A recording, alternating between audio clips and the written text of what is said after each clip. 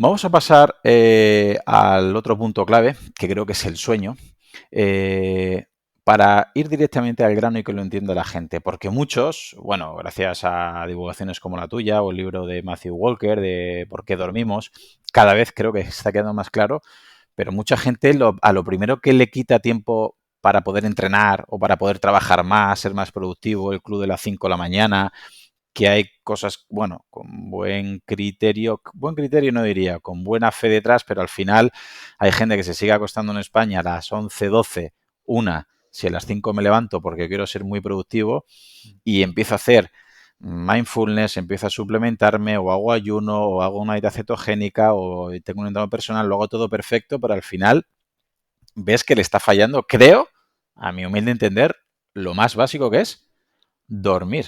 ¿Qué le podrías decir a la gente para que entienda qué le sucede al cerebro mientras dormimos? Bueno, podemos explicar lo que le sucede al cerebro cuando no dormimos, ¿no? Mejor. Por ponerlo un poquito más dramático. O sea, por ejemplo, cuando dormimos poco, de manera crónica, de nuevo, no pasa nada que nadie se alarme si una noche Mm. durmió mal. Pero cuando noche tras noche estamos durmiendo menos de lo que necesitamos, primero el cerebro, por así decirlo, revierte a patrones de funcionamiento más primitivos, ¿no? Al final, como digo en el libro, si el cerebro siente que sus recursos son limitados, pues ¿qué hace? Los concentra en las capas más antiguas, ¿no? Más ligadas a supervivencia inmediata. Y esto implica que se reduce la capacidad de nuestra corteza prefrontal, que es esa responsable de planificar, de razonar, de regular nuestros impulsos. Y por eso, justamente, hay una asociación entre dormir mal y tener más antojos por ultraprocesados. Tenemos más antojos y menos capacidad de resistir. Por tanto, pues más probabilidad de engordar, ¿no? Tenemos más apetito, menos control de ese apetito. eh, y como digo, estamos como en un modo primitivo, o sea, perdemos la capacidad o la activación de esa corteza prefrontal, ¿no? Eh, de hecho, esto que llamamos fuerza de voluntad, ¿no? Que es como una cualidad del cerebro, ojo, sí, pero la fuerza de voluntad depende del estado de la materia. Y si duermes mal, tu fuerza de voluntad, que al final tiene un componente fisiológico evidente, pues se va al traste. Y esa fuerza de voluntad, pues es la que te ayuda a todo, a rendir en el trabajo, a esforzarte, a resistir esos ultraprocesados, etcétera, ¿no? Tenemos muchos estudios que indican que la falta de sueño perjudica la memoria, ligado con el tema de estudiantes, ¿no? Pues estudios universitarios indican que la calidad de sueño explica entre el 20 y el 30% de las diferencias académicas, ¿vale? Por eso un poco la recomendación es dormir bien las noches previas a un examen, va a mejorar tus resultados mucho más que estudiar hasta las tantas de la madrugada hartos de cafeína, ¿no? Entonces, va por aquí, ¿no? O sea, al final nuestro cerebro de hecho, consolida la información. Preguntabas, ¿qué ocurre por la noche? Bueno, pues por la noche ocurren varias cosas. Primero, el cerebro consolida los recuerdos, o sea, hace un filtro de, vale, he sido bombardeado por un montón de información, un montón de estímulos diversos, y ahora es el momento de filtrar los que son irrelevantes, los que son relevantes que tengo que recordar, ¿vale? Durante el sueño se eliminan muchas conexiones sinápticas que son innecesarias, que es basurilla, por así decirlo. Eh, Siempre digo que dormir nos ayuda a recordar lo importante y a olvidar lo que no nos ayuda, ¿no? A olvidar lo irrelevante. ¿Qué más cosas? Esto aplica también a esas habilidades más motoras, ¿no? Yo siempre digo que si quieres aprender lo que sea, un movimiento nuevo, un ejercicio, un baile, una coreografía, pues practícalo primero y después debes darle a tu cerebro suficiente tiempo de sueño. Y de esta manera los movimientos se van a integrar. Nos ha pasado seguramente a todos, estamos practicando, no nos sale, dormimos bien y al día siguiente todo fluye, ¿no? Recuerdo lo que sea, ese tema de una asignatura o me sale bien esta coreografía, porque al dormir es que ocurre esto, esta consolidación del conocimiento. Y otra cosa muy importante que ocurre mientras dormimos es que se activa el sistema linfático, ¿vale? Y este sistema linfático que se descubrió hace relativamente poco se encarga, por ejemplo, de eliminar pues, todos esos desechos metabólicos, esas proteínas dañadas que pueden contribuir a enfermedades neurodegenerativas. Y vemos efectivamente que las personas que duermen menos de 7 horas de manera sistemática, pues tienen mucho más riesgo de demencia, de Alzheimer, etcétera, ¿no? Entonces, Lo mires por donde lo mires, tanto a corto plazo como a largo plazo, nuestro cerebro requiere ese descanso y, por tanto, tenemos que, como dices, priorizarlo, ¿no? Y entender que es un pilar del funcionamiento del cerebro. Yo no sé hasta qué punto estarás de acuerdo, porque a lo mejor es demasiado resumido y con lo cual no es del todo cierto, pero yo le intento explicar a todos mis alumnos que si duermen bien, al levantarse, digamos, tiene más peso la corteza prefrontal, con lo cual Ujú. es más fácil que haya fuerza de voluntad a la hora de tomar mejores decisiones en el desayuno o de poder ir a entrenar.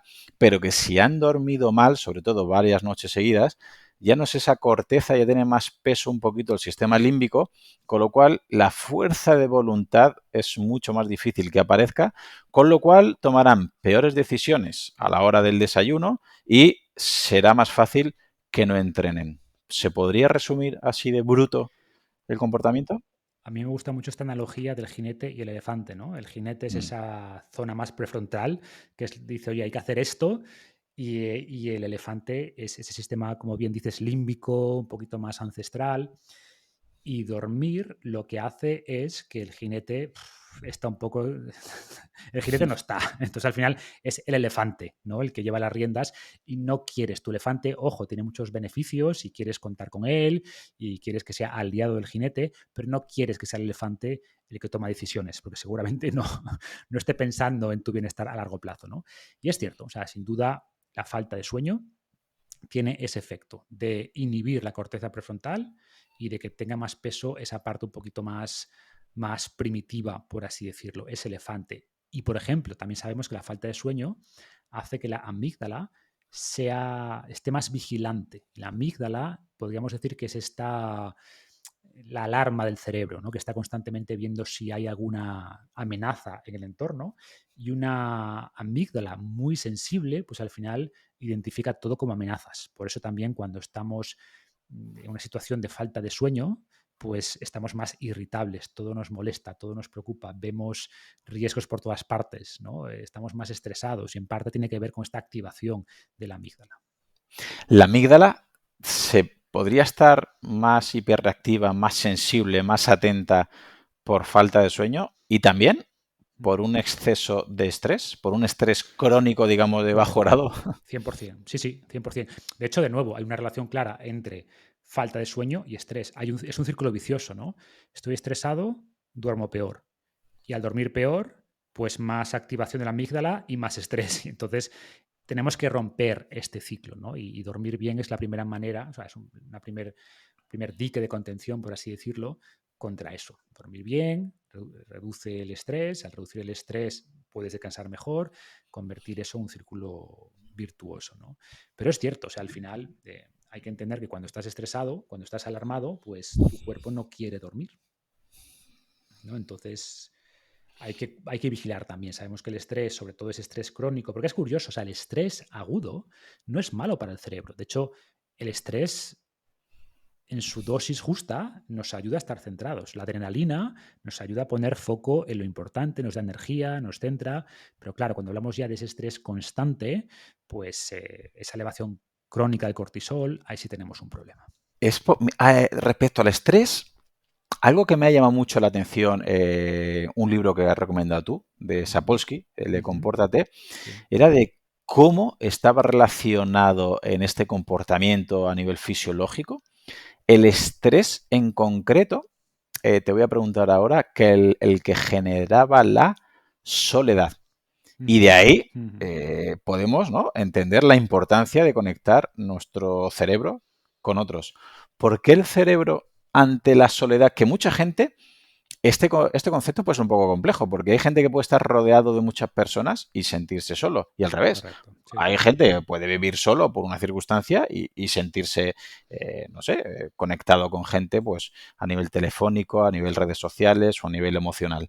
¿Por qué el cerebro necesita no sentirse solo? Porque para nuestro cerebro la soledad es una amenaza y por tanto cualquier amenaza, como decíamos antes, activa la amígdala. Entonces, para la amígdala, el sentimiento de estoy solo Y como bien dices, yo en el libro diferencio, los estudios se Mm. diferencia las interacciones sociales del sentimiento de soledad. Las interacciones sociales es algo objetivo, oye, con cuánta gente te relaciones en el día a día. La soledad es más subjetivo, ¿no? Las interacciones sociales se pueden contar, una, dos, tres, la soledad solo se puede sentir. ¿Siento soledad o no? Y si siento soledad, se produce esta activación de la amígdala. ¿Y cómo reduce el cuerpo, cómo responde, mejor dicho, el cuerpo a una amenaza? ¿No? Con dolor, bueno, con estrés y con dolor. De hecho, la soledad activa vías neuronales muy similares al dolor físico, ¿vale? Son dolores distintos, pero son dolores al fin y al cabo. Y te diría que muchas veces los dolores sociales son peores, ¿no? O sea, o generan recuerdos más intensos. Yo siempre digo que si miras en tu pasado, ¿no? A los dolores más intensos o los recuerdos más dolorosos, seguramente tienen más que ver con esa novia que te dejó o a un problema con un amigo, con tu padre, lo que sea, que con, no sé, me rompí un hueso. Pues seguramente el hueso haya curado, ¿vale? Tarda en curar unos meses, pero las heridas o esos golpes emocionales pueden durar muchos años, ¿no? Y hablamos de ello como dolor. De hecho, los términos que usamos, pues me rompió el corazón, ¿vale? Hirió mis sentimientos. Usamos incluso a nivel de lenguaje, verbalizamos dolor, ¿no? Y me ha parecido leer algún estudio que incluso administraban analgésicos y Sí, antiinflamatorios como ibuprofeno y demás para ver síntomas y parámetros a nivel de analítica de gente con problemas que había muerto un familiar o había tenido una ruptura sentimental y mejoraban. O sea, es muy exacto. curioso. Exacto, por eso, y gracias a esos estudios, se ha, entre comillas, demostrado que las vías neuronales nerviosas que se utilizan son similares, ¿no? Al final, dolor es dolor. Y de nuevo, el dolor era una forma, no era una forma de castigarnos, ¿no? Generamos dolor, nuestro cerebro genera dolor porque es una forma de empujarnos a buscar la protección del grupo, ¿no? Ahora ya nos da un poquito igual porque podemos vivir para bien o para mal solos, pero en el entorno salvaje en el que evolucionamos, la soledad era una sentencia de muerte. No podíamos sobrevivir de manera aislada. Por tanto, el cerebro dice, ostras, estás solo, te vas a morir. Te generó dolor para que busques esa protección del grupo, ¿no? Y por eso el rechazo social, la soledad, el rechazo social, la pérdida de estatus en el grupo son terribles. O sea, y si tú analizas, por ejemplo, salgo un poquito de tema, ¿no?